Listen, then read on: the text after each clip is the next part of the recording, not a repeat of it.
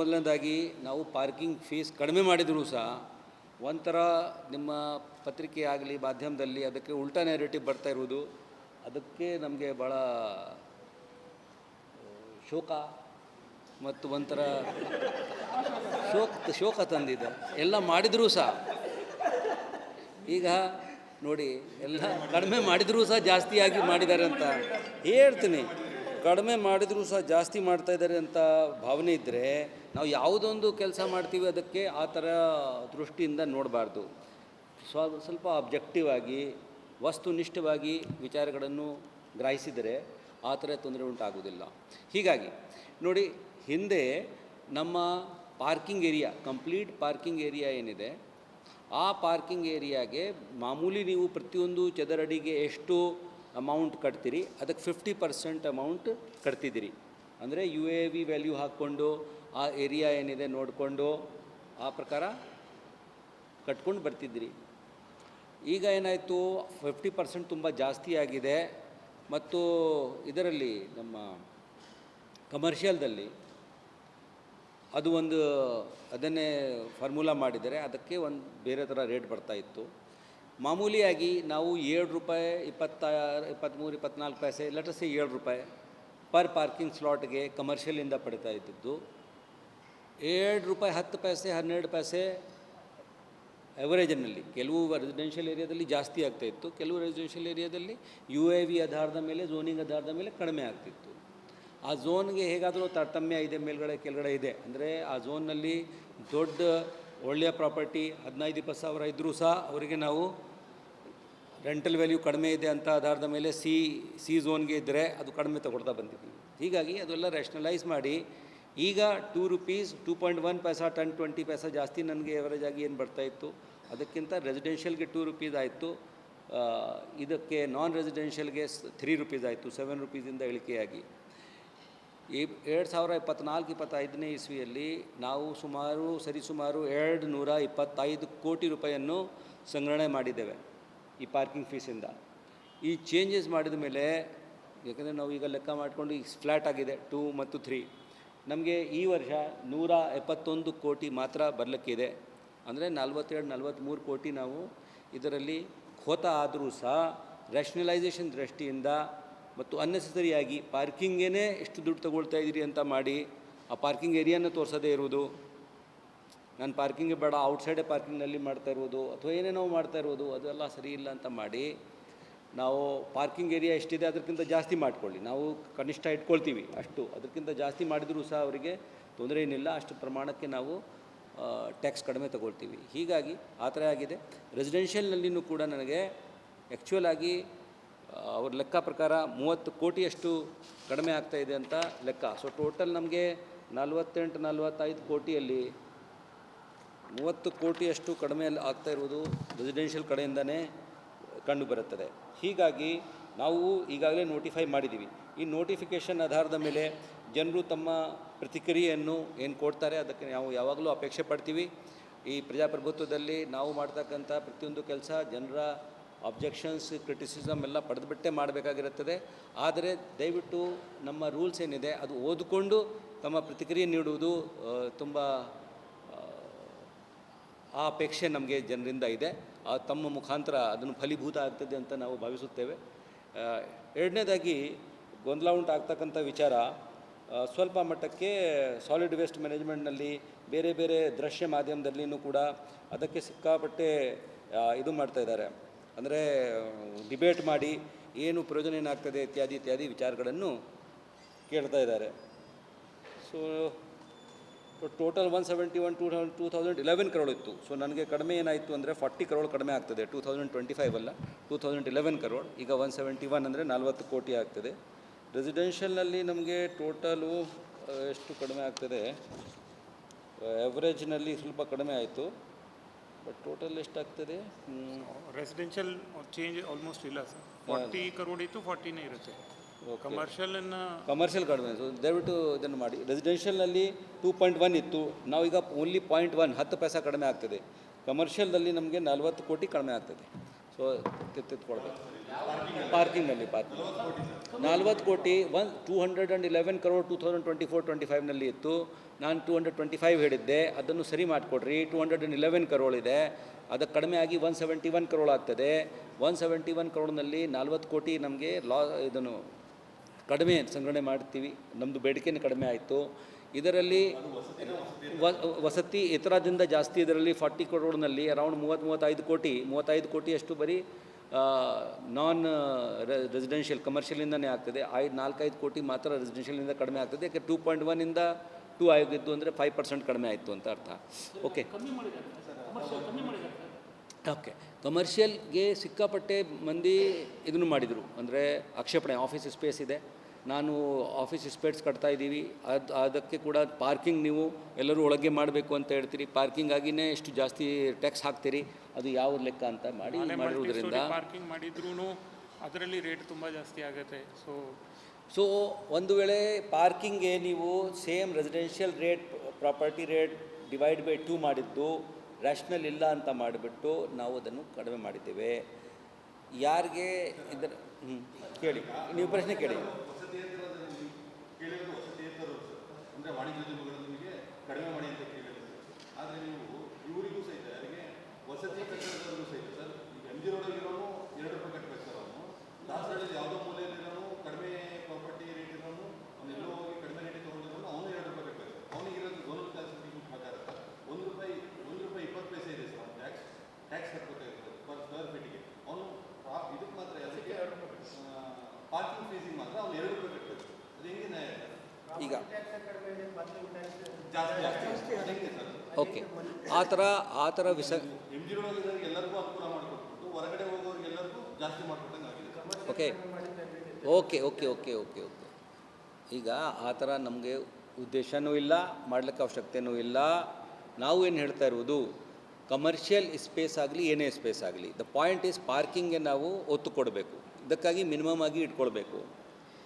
ಈಗ ರೆಸಿಡೆನ್ಷಿಯಲ್ನಲ್ಲಿ ಆ ಝೋನಿಂಗ್ ರೆಗ್ಯುಲೇಷನ್ನಲ್ಲಿ ನಿಮ್ಮ ಪ್ರಕಾರ ಅದು ಸಿ ಝೋನ್ಗೆ ಇತ್ತು. ಆ ಸಿ ಝೋನ್ನಲ್ಲಿ ಯೂನಿಟ್ ವ್ಯಾಲ್ಯೂ ಕಡಿಮೆ ಇತ್ತು. ₹2 ನೀವು ಏನೋ ಮಾಡಿದರೆ ₹1.20 ಇತ್ತು ಅಂತ ಇದ್ದರೆ ಅದಕ್ಕೆ ನಾವು ನಿಮ್ಮ ಆಕ್ಷೇಪಣೆಯನ್ನು ನೋಡಿಕೊಂಡು ಅದನ್ನು ಏನು ಚೆಕ್ ಮಾಡ್ಕೊಳ್ತೀವಿ, ಏನು ಸರಿ ಇದೆ ತಪ್ಪಿದೆ ಅದು ಸರಿ ಮಾಡ್ಕೊಳ್ಳೋಣ. ಅದಕ್ಕೇನು ದೊಡ್ಡ ತೊಂದರೆ ಇಲ್ಲ. ನಮ್ಮದು idea was to make everything uniform and ಸರಳೀಕರಣ. ಅಂದರೆ ಪಾರ್ಕಿಂಗಾಗಿ ಎಲ್ಲಿಯೋ ಮಾಡಿದರೂ ಸಹ ಪಾರ್ಕಿಂಗಾಗಿ ನಾವು ಒತ್ತು ಕೊಡ್ತಾ ಇದ್ದೀವಿ, ಅವರಿಗೆ ರಿಲ್ಯಾಕ್ಸೇಷನ್ ಕೊಡ್ತಾ ಇದ್ದೀವಿ ಅಂತ ಮಾಡಿ ಒಂದೇ ರೇಟ್ ಹಾಕ್ಕೊಂಡು ಕಡಿಮೆನೇ ಇರಬೇಕು ಎಲ್ಲ ಕಡೆಗೆ. ಎಲ್ಲಿ ಪಾರ್ಕಿಂಗ್ ಮಾಡಿದ್ರು ₹1, ಅಲ್ಲಿ ಪಾರ್ಕಿಂಗ್ ಮಾಡಿದ್ರು ₹1, ಆ ಥರ ಒಂದು ಭಾವನೆಯಿಂದ ಮಾಡಿದ್ದು ಯೂನಿಫಾರ್ಮಲ್ಲಿ. ಈಗ ನೀವು ಒಂದು ಆ ಥರ ಗೈಡೆನ್ಸ್ ವ್ಯಾಲ್ಯೂ ಆಧಾರದ ಮೇಲೆ ನಾವು ABC ಝೋನ್ ಮಾಡಿದ್ದೀವಲ್ಲ, ಆ ABC ಝೋನ್ನಲ್ಲಿನೂ ಅದು 5,000 ಗೈಡೆನ್ಸ್ ವ್ಯಾಲ್ಯೂ ಪ್ರಕಾರ ಇದೆ. ಅದರಲ್ಲಿ 15,000 ಪ್ರಾಪರ್ಟಿ ಇದೆ, ಅದಕ್ಕೆ ಕೂಡ ಸೇಮ್ ಕಡಿಮೆ ಟ್ಯಾಕ್ಸ್ ತೊಗೊಳ್ತಾ ಇದ್ದೀವಿ. ಅದು ನ್ಯಾಯನಾ? ಅದು ಕೂಡ ನ್ಯಾಯ ಇಲ್ಲ. ಅದಕ್ಕೆ ಗೈಡೆನ್ಸ್ ಕೇಳಪ್ಪ, ಒಂದು ಕಡೆ ಗೈಡೆನ್ಸ್ ವ್ಯಾಲ್ಯೂ ಬೇಡ, ಒಂದು ಕಡೆಗೆ ಯೂನಿಫಾರ್ಮ್ ಮಾಡಿ. ಝೋನ್ ಕೇಳಪ್ಪ, ಝೋನ್ ಕೂಡ ನಿಮ್ಮ ಕೇಳ್ಕೊಂಡೇ ಮಾಡಿದ್ದೀವಿ.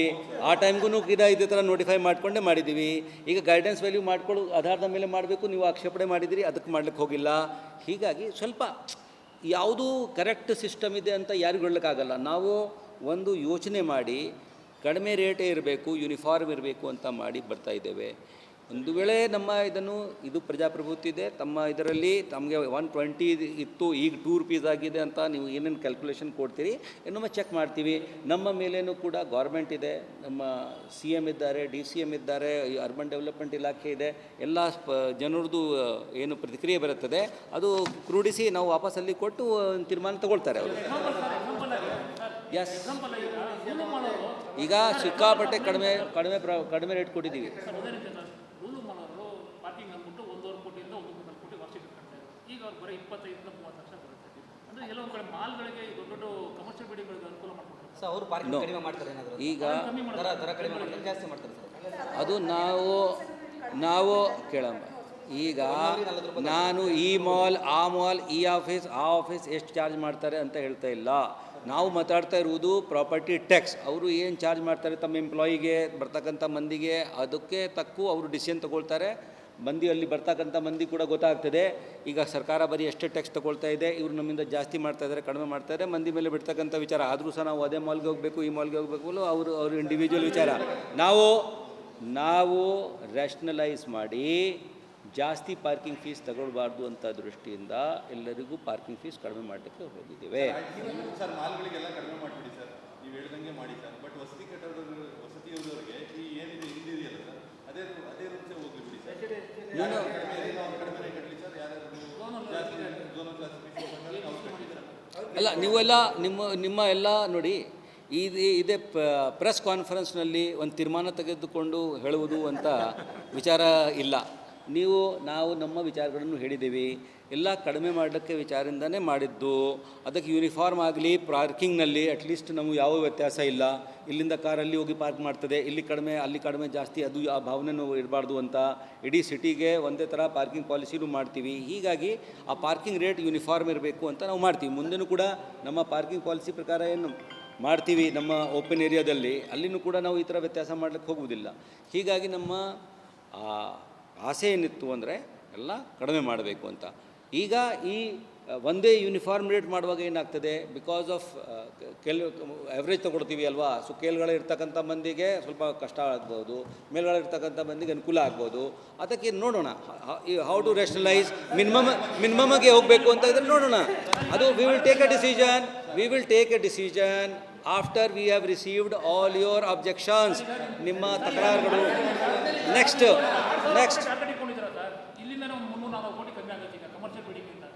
ಈಗ ನೀವು ನಮ್ಮದು ಸ್ವಲ್ಪ ಮಾತು ಕೇಳ್ತಾ ಇಲ್ಲ. ನಾವು ತಗೊಂಡಿದ್ದು 2011 ಕೋಟಿ ನನಗೆ 24-25 ವರ್ಷದಲ್ಲಿ ಸಿಕ್ತು. ಈಗ ಇವೆಲ್ಲ ರೂಲ್ ಮಾಡಿರುವುದರಿಂದ 40 ಕೋಟಿ ಕಡಿಮೆ ಆಗಿ 171 ಕೋಟಿ ಸಿಗುತ್ತದೆ. ಆದರೂ ಸಹ ನಮ್ಮ ಟಾರ್ಗೆಟ್ 5671 ಇದೆ. ನೆಕ್ಸ್ಟ್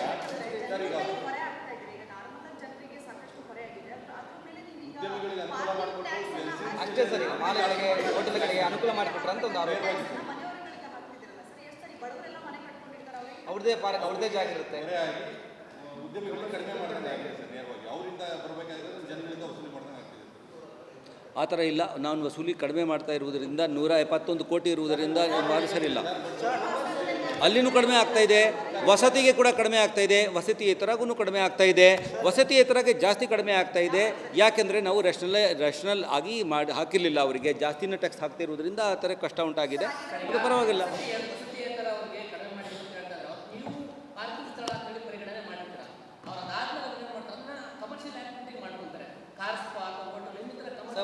ಒಂದೇ ಪಾರ್ಕಿಂಗ್ 3 ಕಾರ್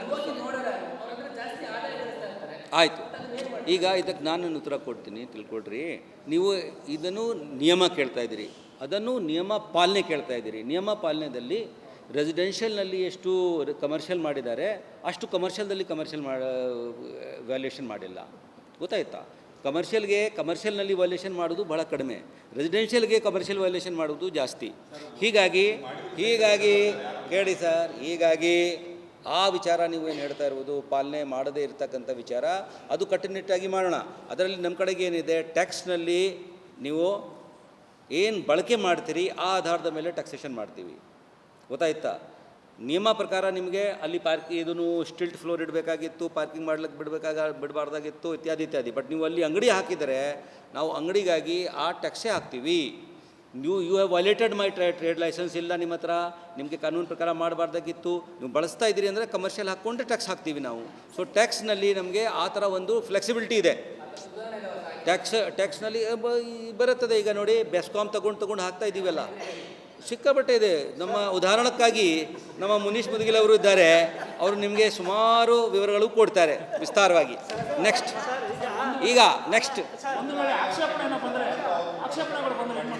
ಸರ್, ಆಕ್ಷೇಪಣೆಗಳು ಬಂದರೆ ಆ ಆಕ್ಷೇಪಣೆ ಏನು ಬಂದಿದೆ ನೋಡಿಕೊಂಡೇ ತೀರ್ಮಾನ ಮಾಡ್ತೀವಿ. ಅದರ್ವೈಸ್ ಯಾಕೆ ಕೇಳ್ರಿ, ಅದು ಕರಡು ಯಾಕೆ ನಾವು ಪ್ರಕಟಣೆ ಮಾಡ್ತೀವಿ? ಸೊ ದ್ಯಾಟ್ ನಮ್ಮಿಂದ ಆಕ್ಷೇಪಣೆ ಬರಲಿ. ಆ ಆಕ್ಷೇಪಣೆ ನೋಡಿಕೊಂಡು ಒಂದು ಸರ್ಕಾರ ಸೂಕ್ತವಾದ ತೀರ್ಮಾನ ತಗೊಳ್ತದೆ. ಅದೇ ಪ್ರಜಾಪ್ರಭುತ್ವದ ಮೂಲ ಅಂಶ. ಇದಕ್ಕಾಗಿಯೇ ಮಾಡಿದ್ದು ನಾವು ಮಾಡ್ತೀವಿ. ನೀವು ಪರಿಗಣನೆ ಮಾಡಿ ಎಷ್ಟು ತಿದ್ದುಪಡಿಯಾಗಿದೆ, ಎಷ್ಟು ರೂಲ್ಸ್ ತಿದ್ದುಪಡಿಯಾಗಿದೆ. DCM ಅವ್ರದ್ದು ಬೆಂಗಳೂರು ಸಿಟಿನಲ್ಲಿ ಸಿಕ್ಕಾಪಟ್ಟೆ ಕಮರ್ಷಿಯಲ್ ಪ್ರಾಪರ್ಟೀಸ್ ಇದೆ, ಅದಕ್ಕೋಸ್ಕರ ಪಾರ್ಕಿಂಗ್ ಎಲ್ಲ ಕಡಿಮೆ ಮಾಡಿದ್ದೀರಾ ಅಂತ ಆರೋಪ ಸರ್. ಹೌದು, ಅದಕ್ಕೆ ನಾವು ಏನು ಉತ್ತರ ಕೊಡ್ಲಿಕ್ಕೆ ಬರುತ್ತದೆ. I am only talking about our policy. ಏನಂತಮ್ಮ?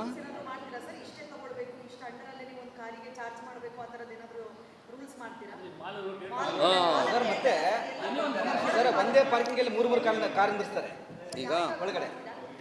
ಈಗ ಸಪೋಸ್ ಇದು ಅಗೇನ್ ನಾನು ಹೇಳ್ತೀನಿ, ಟೂ ಮಚ್ ರೆಗ್ಯುಲೇಷನ್. ನೀವು ಮಾರ್ಕೆಟ್ಗೆ ರೆಗ್ಯುಲೇಷನ್ ಮಾಡ್ಲಿಕ್ಕೆ ಹೋದರೆ, ಅದು ಅಷ್ಟು ಮಟ್ಟಕ್ಕೆ ಮಾಡ್ಲಿಕ್ಕೆ ಹೋದರೆ it will be very difficult implementation. ಹೀಗಾಗಿ ಮಾರ್ಕೆಟ್ಗೆ ಹೋಗೋರು ಯಾರು ನಿಮ್ಮ ಇಷ್ಟ. Market is an open place. ನೀವು ಅವರು ನಿಮಗೆ ಮೋಸ ಮಾಡ್ತಾಯಿದ್ದಾರೆ, ಜಾಸ್ತಿ ಚಾರ್ಜ್ ಮಾಡ್ತಾಯಿದ್ದಾರೆ, ಅಲ್ಲಿ ಏನು ನಿಮಗೆ ಸರಿಯಾಗಿ ವಸ್ತುಗಳು ಸಿಗ್ತಾ ಇಲ್ಲ, ಅದರಲ್ಲಿ ಮೋಸ ಇದೆ, ಇತ್ಯಾದಿ ಇತ್ಯಾದಿ ಇದ್ದರೆ ನೀವು ಅಲ್ಲಿ ಹೋಗಬಾರ್ದು, ಬೇರೆ ಕಡೆಗೆ ಹೋಗಿ. ಎಲ್ಲರೂ ಒಂಥರ ಇರಲ್ಲಲ್ಲ. ಸೊ ಹೀಗಾಗಿ ಮಾರ್ಕೆಟ್ ನೀವು ಏನೋ ಚಿಕ್ಕಪೇಟೆ ಇದೆ, ಗಾಂಧಿನಗರ ಇದೆ, ಮಾಲೆ ಯಾಕೆ ಹೋಗ್ತೀರಿ? ಅದು ಕೂಡ ಇದೆಲ್ಲ. ಓಕೆ, ನೆಕ್ಸ್ಟ್ ಅದು ನಾನು ಹೇಳ್ತೀನಿ, ಅದು ಕೂಡ ಪಾರ್ಕಿಂಗ್ ವಾಲ್ಯೂಷನ್ ಮಾಡಿಕೊಂಡು ಈ ಎಲ್ಲ ಕಡೆಗೆ ನಾವು ಮಲ್ಟಿ ಲೆವೆಲ್ ಕಾರ್ ಪಾರ್ಕಿಂಗ್ ಹಾಕಿದ್ರೂ ಸಹ ಯಾರು ಹೋಗೋದೇ ಇದ್ದದ್ದು ಅಲ್ಲಿ ತೊಗೊಂಡು ಹೋಗ್ತಾ ಇದ್ದಾರೆ ಬೇರೆ ಬೇರೆ ಮಾರ್ಕೆಟ್ಗೆ. ಅದನ್ನು ಕೂಡ ಒಂದು ಪ್ರಾಬ್ಲಮೇ. ಅದು ಹೇಗೆ ಎನ್ಫೋರ್ಸ್ ಮಾಡಬೇಕು ನಾವು ಯೋಚನೆ ಮಾಡ್ತಾಯಿದ್ದೀವಿ. ಈಗ next is solid waste management, service charges. Okay, ಈಗ ತಮ್ಮ ಎಲ್ಲರಿಗೂ ಗೊತ್ತಿದ ಹಾಗೆ ಎನ್ವೈರ್ಮೆಂಟ್ ಪ್ರೊಟೆಕ್ಷನ್ ಆ್ಯಕ್ಟ್ 1986ನಲ್ಲಿ ನೀವು ಸಾಲಿಡ್ ವೇಸ್ಟ್ ಮ್ಯಾನೇಜ್ಮೆಂಟ್ ರೂಲ್ಸ್ ಮಾಡಬೇಕು ಅಂತ ಆಗಿ ಎಲ್ಲ ರಾಜ್ಯಗಳು ಕೂಡ ಸಾಲಿಡ್ ವೇಸ್ಟ್ ಮ್ಯಾನೇಜ್ಮೆಂಟ್ ರೂಲ್ 2016 ಅನ್ವಯ ತಮ್ಮ ಕಡೆಗೆ ಬೈಲಾ ಇತ್ಯಾದಿ ಮಾಡ್ತಾ ಬಂದಿದ್ದಾರೆ. ನಾವು BBMP ಬೈಲಾ 2020ನೇ ಇಸ್ವಿಯಲ್ಲಿ ಮಾಡಿದ್ದು ಇದೆ. ಅದರಲ್ಲಿ ರೆಸಿಡೆನ್ಷಿಯಲಿಂದ ಏನು ತಗೊಳ್ಬೇಕು, ಅಲ್ಲಿ ಕುಟುಂಬದ ಲೆಕ್ಕ ಇದೆ. ಒಂದು ಕುಟುಂಬದಿಂದ ಹೇಗೆ ಉತ್ಪಾದನೆ ಆಗುತ್ತದೆ ತ್ಯಾಜ್ಯ, ಆ ಆಧಾರದ ಮೇಲೇ ರೆಸಿಡೆನ್ಷಿಯಲ್ಗೆ ಒಂದು ರೇಟು, ಕಮರ್ಷಿಯಲ್ನಲ್ಲಿ ಕೂಡ ಎಷ್ಟು ತ್ಯಾಜ್ಯ ಆಗ್ಬೋದು ಅಂತ ಯೋಚನೆ ಮಾಡಿ 5 kg ಆದರೆ ಒಂದು ರೇಟ್, 10 kg ಆದರೆ ಒಂದು ರೇಟ್, ಆ ಥರ 2020ನೇ ಇಸ್ವಿಯಲ್ಲಿ ಬಾಡಿ ಇದ್ದಾಗನೇ BBMP ಬೈಲಾನಲ್ಲಿ ಅಡಾಪ್ಟ್ ಮಾಡಲಾಗಿದೆ. ಅದು ಏನು ಉದ್ದೇಶ? ಯೂಸರ್ ಚಾರ್ಜಸ್ ಹಾಕೋದು. ಯಾವುದು ನಾವು ಯಾರು ಪೊಲ್ಯೂಟ್ ಮಾಡ್ತಾಯಿದ್ದಾರೆ, ಯಾಕಂದರೆ ಪ್ರತಿಯೊಬ್ಬರು ನಮ್ಮ ದಿನನಿತ್ಯದಲ್ಲಿ ನಾವು ವೇಸ್ಟ್ ಜನ್ರೇಟ್ ಮಾಡ್ತೀವಿ, ಆ ತ್ಯಾಜ್ಯ ಅವರಿಗೆ ಸೂಕ್ತವಾಗಿ ನಾವು ಚಾರ್ಜ್ ಮಾಡಬೇಕು. ಈಕ್ವಲ್ ಆಗಿ ಹೇಳೋಕ್ಕೆ ಆಗಲ್ಲ ಎಲ್ಲರಿಗೂ ಮಾಡೋದು, ಬಟ್ ಸೂಕ್ತವಾಗಿ ಚಾರ್ಜ್ ಮಾಡಬೇಕು. ಚಾರ್ಜ್ ಮಾಡುವಾಗ ಪೇಯಿಂಗ್ ಕೆಪಾಸಿಟಿನೂ ಅಫೋರ್ಡೆಬಿಲಿಟಿನೂ ನೋಡಬೇಕು. ನೀವೆಲ್ಲರಿಗೂ ಮಾಡಿ ಬಡವರಿಂದ ಕೂಡ ಸೇಮ್ ತಗೊಳ್ತೀರಿ ಅಂತ ಆದರೆ ಸ್ವಲ್ಪ ಕಷ್ಟ ಉಂಟಾಗ್ತದೆ. ಹೀಗಾಗಿ ಆ ದಿಕ್ಕಿನಲ್ಲಿ ಪ್ರಿನ್ಸಿಪಲ್ ಹಾಕಿಬಿಟ್ಟು ಚಾರ್ಜಸ್ ಮಾಡಿ ಅಂತ ಹೇಳಿದ್ದು. ಬೇರೆ ಬೇರೆ ರಾಜ್ಯಗಳಲ್ಲಿ ಬೇರೆ ಬೇರೆ ಕಡೆಗೆ ಎಲ್ಲ ಆಗಿದೆ. ರೂರಲ್ ಏರಿಯಾದಲ್ಲಿನೂ ಕೂಡ 2 ರೂಪಾಯಿ ಪರ್ ಡೇ ಹೆಸರಿನಲ್ಲಿ ಅಥವಾ 1 ರೂಪಾಯಿ ಪರ್ ಡೇ ಅಂತ ಮಾಡಿಕೊಂಡು ಯಾವುದೇ ಹೌಸ್ ಹೋಲ್ಡಲ್ಲಿ ಒಂದು ತಿಂಗಳಿಗೆ 30 ರೂಪಾಯಿ, 40 ರೂಪಾಯಿ, 50 ರೂಪಾಯಿ, 60 ರೂಪಾಯಿ ಮಾಡ್ತಾ ಬಂದಿದ್ದಾರೆ. ಬೇರೆ ಬೇರೆ ನಗರಗಳಿಗೆ ನೀವು ಹೋಲಿಕೆ ಮಾಡಿದಲ್ಲಿ ಅದನ್ನು ಕೂಡ ಬಡವರಿಗೆ 10ರಿಂದ ಹಿಡಿದು ಕೆಲವರು 50ವರೆಗೂ ಮಾಡಿದ್ದಾರೆ, ಕೆಲವು 50ಇಂದ 300ವರೆಗೂ ಮಾಡಿದ್ದಾರೆ. ಸೊ ಮುಂಬೈ, ಪುಣೆ ಇತ್ಯಾದಿಯಲ್ಲಿ ಈಗಾಗಲೇ ಅವರು ರೂಲ್ಸ್ ಹಾಕ್ಕೊಂಡು ಮಾಡಿದ್ದಾರೆ. ನಾವು 2020ನೇ ಇಸ್ವಿ ಆದಮೇಲೆ ಅದು ಕೋವಿಡ್ ಇತ್ಯಾದಿ ಬಂತು, ಏನಕ್ಕೆ ಬಂತು, ಏನು ಕಾರಣ ಆಯಿತು ನಮ್ಗೆ ಗೊತ್ತಿಲ್ಲ. ನಾವು ಅದಕ್ಕೆ ಚಾಲನೆಗೆ ತರಲಿಕ್ಕೆ ಹೋಗಿಲ್ಲ. ಚಾಲನೆ ತರಬೇಕಾಗಿತ್ತು. ಚಾಲನೆ ಮಾಡದೇ ಇದ್ದಿದ್ದನ್ನು ಕೂಡ ಒಂಥರ ಅಪರಾಧನೇ, ಆ ಆ್ಯಕ್ಟ್ ಬಂದ ಮೇಲೆ, ರೂಲ್ ಬಂದ ಮೇಲೆ ಇತ್ಯಾದಿ. ಹೀಗಾಗಿ ಆ ಚಾಲನೆ ತರಲಿಕ್ಕೆ ಹೋಗುವಾಗ ನಮ್ಮ ಹತ್ರ NGT ಅಪಾಯಿಂಟೆಡ್ ಕಮಿಟಿನೂ ಇದೆ. ಅವರೂ ಕೂಡ ನೀವು ಈ ರೂಲ್ ಪ್ರಕಾರ ಯಾಕೆ ಹೋಗಿಲ್ಲ, ಇದುವರೆಗೂ ನಿಮಗೇನೇ ಅಧಿಕಾರ ಇತ್ತು, ನೀವು ನಾನು ಅಲ್ಲಿ ಕೇಳ್ತೀನಿ, ಇಲ್ಲಿ ಕೇಳ್ತೀನಿ, ಗೌರ್ಮೆಂಟ್ ಕೇಳ್ತೀನಿ, ನಿಮಗೆ ಅದು ಅವಶ್ಯಕತೆಯೂ ಇಲ್ಲ. ಸ್ಥಳೀಯ ಸಂಸ್ಥೆಗೆ ಪ್ರದತ್ತವಾದ ಅಧಿಕಾರ ಇತ್ತು. ಆದರೂ ಸಹ ಸೆನ್ಸಿಟಿವ್ ವಿಚಾರ ಇರುವುದರಿಂದ ಪ್ರತಿಯೊಂದು ಪಾಲಿಸಿ ಡಿಸಿಷನ್ ಆಗ್ತಿದೆ. ಸರ್ಕಾರ ಹತ್ರ ಹೋಗಿ ನಾವು ಈಗ ಅದಕ್ಕೆ ಅನುಮೋದನೆ ಪಡೆಯಬೇಕಾದ್ರೆ ಸುಮಾರು ಆ ಬೈಲೋ ತಾವು ನೋಡಿ, ಆ ಬೈಲೋಯಿಂದ ನಾವು 50% ಕಡಿಮೆಗೇ ಹೋಗ್ತಾಯಿದ್ದೀವಿ. ಮತ್ತು ಟೋಟಲ್ ನಮ್ಮ ಇದರಲ್ಲಿ ಅಮೌಂಟ್ನಲ್ಲಿ ವಸತಿ ಪ್ರದೇಶಗಳಿಂದ ನಾವು ಪ್ರತಿಯೊಂದು ಮನೆಯಿಂದ ಹೋಗಿ ತೊಗೊಳ್ಬೇಕು ಅಂತ ಏನಿದೆ, ಓನ್ಲಿ 1/3 ಅಮೌಂಟ್. ನಾನು 680 crore, 650 to 700 crore ಲೆಕ್ಕ ಇದೆ. 683 crore ನಾವು ಬರ್ಬೋದು.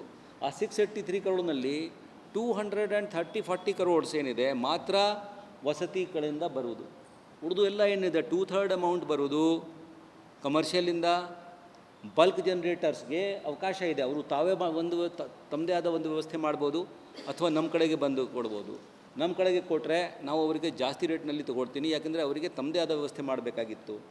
ಹೀಗಾಗಿ ಆ ಕಮರ್ಷಿಯಲ್ ಬಲ್ಕು ಇತ್ಯಾದಿಗಳಿಂದ ಪಡಿತಕ್ಕಂಥ ಸರ್ವಿಸ್ ಚಾರ್ಜಸ್ ಅಮೌಂಟ್ ಡಬಲ್ ಇದೆ ಫ್ರಮ್ ದ ರೆಸಿಡೆನ್ಷಿಯಲ್. ಸೊ ರೆಸಿಡೆನ್ಷಿಯಲ್ಗೆ ಕಮರ್ಷಿಯಲ್ ಕಡೆಯಿಂದ ನಾವು ಇದರಲ್ಲಿ ಇದನ್ನು ಮಾಡ್ತಾಯಿದ್ದೇವೆ, ಸರ್ವಿಸ್ ಚಾರ್ಜಿಂದ ಸಬ್ಸಿಡಿ ಥರ ಮಾಡ್ತಾಯಿದ್ದೇವೆ. ಇದು ಪ್ರತಿಯೊಂದು ಸ್ಥಳೀಯ ಸಂಸ್ಥೆಗೆ ಮಾಡಬೇಕಾಗಿರುತ್ತದೆ. ಲಾನಲ್ಲಿನೇ ಇದೆ, ಆ ಲಾಗೆ ಪ್ರಕಾರ ರೂಲ್ಸ್ ಆಗಿದೆ. ಆ ರೂಲ್ಸ್ ಪ್ರಕಾರ 2016 ರೂಲ್ಸ್ ಪ್ರಕಾರನೇ ಆಗಬೇಕಾಗಿತ್ತು. ಬೈಲಾ ಆಯಿತು, ಆ ಬೈಲಾ 2020ಯಲ್ಲಿ ಆಯಿತು. 2020ಇಂದ 25ವರೆಗೂ ನಾವು ಎಸ್ಕೇಪ್ ಮಾಡಿದ್ದೀವಿ, ನಮಗೇ ಬರುತ್ತದೆ. ಈ ಬೈಲಾ ಇದ್ದಾಗೂ ಕೂಡ ನೀವು ಯಾಕೆ ಇದನ್ನು ಜಾರಿಗೆ ತಂದಿಲ್ಲ? ಬಟ್ ಸರ್ಕಾರ ಒಂದು ಡಿಸಿಷನ್ ತಗೊಳ್ತದೆ. ಈಗ ಇದುವರೆಗೂ ಆಗಿದೆ, ಇನ್ನು ಮುಂದೆ ಇದನ್ನು ಏರಿಯಾಸ್ ತೊಗೊಳ್ಳಕ್ಕೆ ಹೋಗಬಾರ್ದು ಅಂತ ಹೇಳಿ. So we are not taking ಹಳೆಯ ಕಾಲದ್ದು ತೊಗೊಂಡು ಏನು ಸರ್ವಿಸ್ ಚಾರ್ಜಸ್ ಮಾಡಲಿಕ್ಕೆ ಬರಲ್ಲ. ಈ ಅಮೌಂಟಿಂದ ನಾವು ನಮ್ಮ ದಿನನಿತ್ಯದು ಆಪರೇಷನ್ಸ್ ಏನಿದೆ ಅದು ನಡೆಸ್ಬೋದು. ಕಂಪ್ಲೀಟಾಗಿ ನಡೆಸ್ಲಿಕ್ಕೆ ಬರುವುದಿಲ್ಲ ಈ ಅಮೌಂಟಿಂದ, ಯಾಕೆಂದರೆ ನಮಗೆ ಇನ್ವೆಸ್ಟ್ಮೆಂಟ್ ಮಾಡಬೇಕಾಗಿರುತ್ತದೆ, ವೇಸ್ಟ್ ಟು ಎನರ್ಜಿ ಪ್ರಾಜೆಕ್ಟು ಮಾಡಬೇಕಾಗಿರುತ್ತದೆ, ಬೇರೆ ಬೇರೆ ಕಡೆಗೆ ವೇಸ್ಟ್ಗೆ ಇದನ್ನು ಪ್ರೊಸೆಸಿಂಗಾಗಿ ವ್ಯವಸ್ಥೆ ಮಾಡಬೇಕಾಗಿರುತ್ತದೆ. ಹೀಗಾಗಿ ಆ ಫುಲ್ ಸಾಲಲ್ಲ. It will only meet part of the total investment required to run the waste system. ನಮ್ಮ ನಗರಕ್ಕೆ ಬೇಕಾಗಿರುವ ತ್ಯಾಜ್ಯ ನಿರ್ವಹಣೆ ವ್ಯವಸ್ಥೆಯನ್ನು ನಮಗೆ ನಿರ್ವಹಿಸಲಿಕ್ಕೆ ಎಷ್ಟು ಅಮೌಂಟ್ ಬೇಕು ಪ್ರತಿ ವರ್ಷ, ಅದಕ್ಕೆ ಒಂದು ವರ್ಷಕ್ಕೆ ಇದನ್ನು ನೋಡಿ. This is mainly for the operations ಅಂದರೆ ಮನೆ ಮನೆಯಿಂದ ಕಸ ತಗೊಂಡು PND ವರೆಗೂ ಹೋಗೋದು. ಅದಕ್ಕೆ ನೋಡಿ ಸರ್, ವಿದೌಟ್ ಏನು ಕೊಡದೆ ಮುನ್ಸಿಪಾಲ್ಟಿಯಿಂದ ನೀವು ಸರ್ವಿಸಸ್ ಪಡಿಬೇಕು ಅಂತ ಹೇಳಿದರೆ it is A very ವಿಶ್ವಲ್ thinking. ಯಾರಿಗೂ ಆ ಥರ ಮಾಡ್ಲಿಕ್ಕೆ ಬರೋದಿಲ್ಲ. ಹಣ ಇದ್ದರೇ ನಾವು ಸರ್ವಿಸಸ್ ಕೊಡ್ಬೋದು. ಅದು ಮಾಡುವಾಗ ನಾವು ಬ್ಯಾಲೆನ್ಸ್ ಹಾಕ್ಕೊಂಡು ಹೋಗಬೇಕು. ಆ ಬ್ಯಾಲೆನ್ಸ್ನಲ್ಲಿ ನಾನೇನು ಹೇಳ್ತಾ ಇರ್ಬೋದು, ಈಗ ಏನು ರೇಟ್ ಇದೆ ಬೈಲೋನಲ್ಲಿ ಅದಕ್ಕೆ 50% ನಾವು ವಸೂಲಿ ಮಾಡ್ತಾಯಿದ್ದೀವಿ ಫ್ರಮ್ ದ ರೆಸಿಡೆನ್ಸಸ್. ನಮಗೆ ಮಾಡಬೇಕಾಗಿತ್ತು ತುಂಬ ಜಾಸ್ತಿ.